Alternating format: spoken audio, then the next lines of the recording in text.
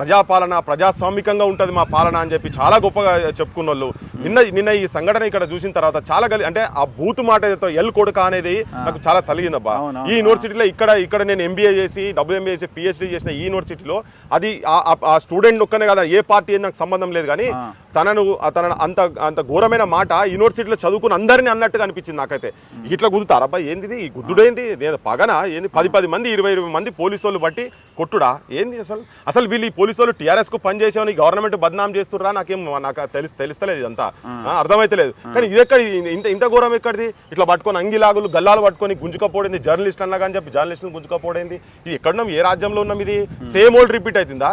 అయితే పిశాచులు తిరుగుతున్నాయి ఏమన్నా ఇక్కడ? ఏమన్నా అసలు ఏంటి? వాళ్ళు ఏమన్నా బాంబులు పట్టుకొని ఉన్నారా, లేకపోతే తుపాకులు పట్టుకున్నారా? ఏంది ఓ యాంటీ సోషల్ ఎలిమెంట్స్ను, గుండాలను, రౌడీ షీటర్లను మీద దాడి చేసినట్టు 10 మంది 20 మంది కలిసి చూస్తే 50-60 మంది ఇట్లా మొత్తం ఒక ర్యాలీ లెక్క పోలీసు